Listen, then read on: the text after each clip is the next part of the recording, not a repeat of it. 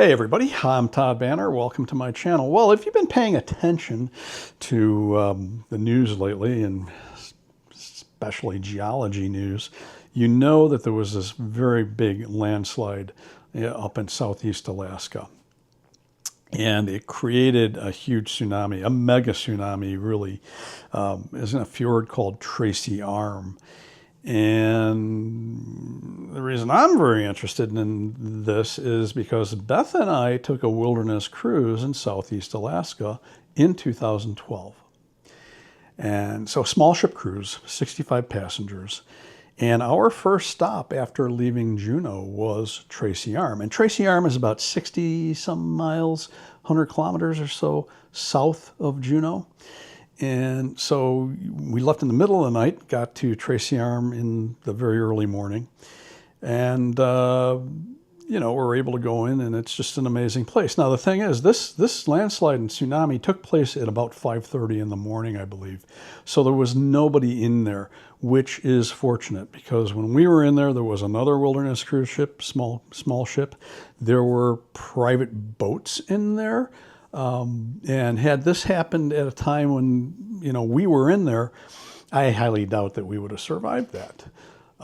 So this landslide, it was at the head of the bay, right where the glacier, South Sawyer Glacier, comes into the bay, and it dropped just millions and millions of cubic meters, tons of material into the fjord, which created this wave that washed across the fjord and went up. And originally they said 1,500 feet. They are revising that even higher. And then it proceeded to move down the bay. And of course, as it moved down the bay, it decreased in height. Now, the thing is, by the time it got to the mouth of the bay, it had decreased, but it was still a pretty big wave. And there were the only people who saw what happened were these kayakers that were camped on this island outside the mouth of the fjord. And the water came up and washed away their equipment. Luckily, it didn't wash them away, and they were rescued. And it actually got all the way to Juneau, where, it was 13 inches or so, a foot, so about a third of a meter, which was not, a big deal, but there was a lot of energy in that wave. And the thing that's interesting is the record holder megatsunami took place not far away, over on a fjord called Lituya Bay, which actually opens up into the open Pacific. Our Tracy Arm does not. There's a lot of interior passages there, and Tracy Arm opens up into one of those interior passages.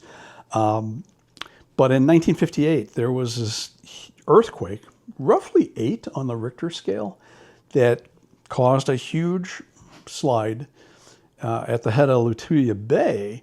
And actually, they think it was one big piece of mountain that came down. And that caused, again, a huge mega tsunami, which washed across to the other side of the fjord and then washed down the fjord. And that's not a very big fjord, so it was still really big when it got to the ocean. It did kill people. There were people on boats near the mouth of the bay who survived. They rode out the wave. So there are eyewitness accounts of this happening, and evidently this is something that happens from time to time. So they can tell from looking at tree growth and so on that trees had been washed away hundreds of years ago. So interesting stuff. With Tracy Arm, one of the other things that they're saying is because the glaciers are receding, the glaciers actually prop up the walls of the fjord. So as the glacier recedes, they stop doing that. And it's a real possibility that that's why this slide happened in Tracy Arm. And I'm going to show a slideshow of our trip into Tracy Arm, just because I think it would be important for people to see this and see what it looked like before this happened, because you probably can't even get into Tracy Arm right now. There's so much debris, and who knows how long it'll be before people can get in there and ships can get in there. One of the shots in the slideshow is a landslide scar, and it's probably very old, but perhaps it is from when the glacier receded past that particular cliff face, because the glaciers have been receding for quite some time now, but who knows.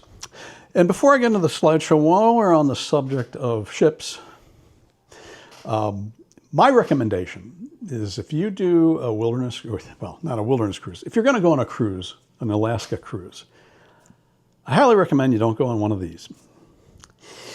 Our ship, the Sea Lion, held 65 passengers. And so you get to know people, and you all sit down to dinner and you eat together and you have breakfast together, and it's quite the experience. And we had people on our cruise that had done the big mega liner cruises, and every one of them said they'd never do it again.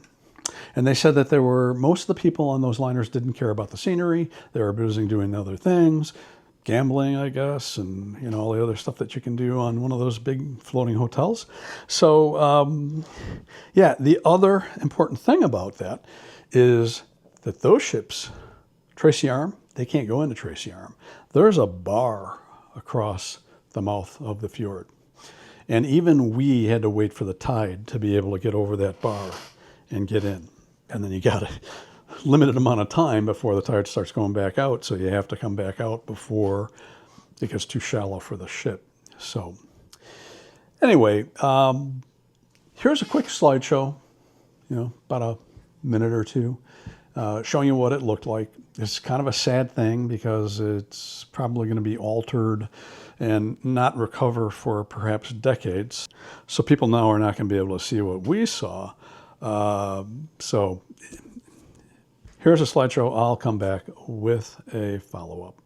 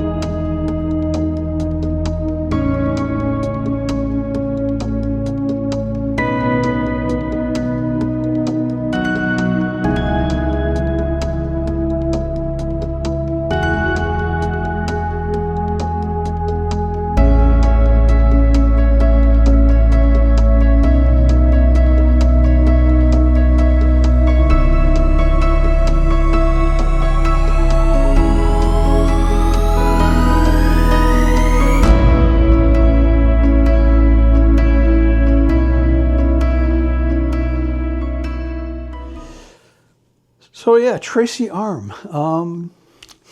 Got to tell you, that whole trip, that whole cruise, because that's not the only place we went, was kind of the trip of a lifetime. The wildlife that you see, just amazing. Humpback whales, very cool. Tons of sea lions, seabirds. You think bald eagles aren't that common? It was a weird day if you didn't see a bald eagle. In fact, I think probably there was no day where we didn't see bald eagles. And we stopped in Petersburg, which is a little fishing town, and they're like pigeons. They're all over the place. So very cool. Also, didn't mention camera equipment. This is back when I shot Canon, and I shot with a 5D Mark III, the 24-105L, and the 70-300L, which that was a lens that had just come out at that point. And also, I also had a PowerShot, a Canon PowerShot G1X, the very first one. I had that for, you know, just stuff on the ship and everything. That camera was an okay camera. A little slow to use. Lens was good. Not Canon's best effort, in my opinion. Anyway, if you have any questions, comments, observations, hey, leave them down below. I'll try to get to those as soon as I can. If you like this, hey, bop that like button. It's a big help to me. And if you really want to help me out, hey, check out in the description. I have a Buy Me a Coffee link down there. Oh, and speaking of links, there will be links of article about Lituya Bay and that mega tsunami. And there's some pretty good videos, I think, of what Tracy Arm looks like now. So I'll link to at least one of those.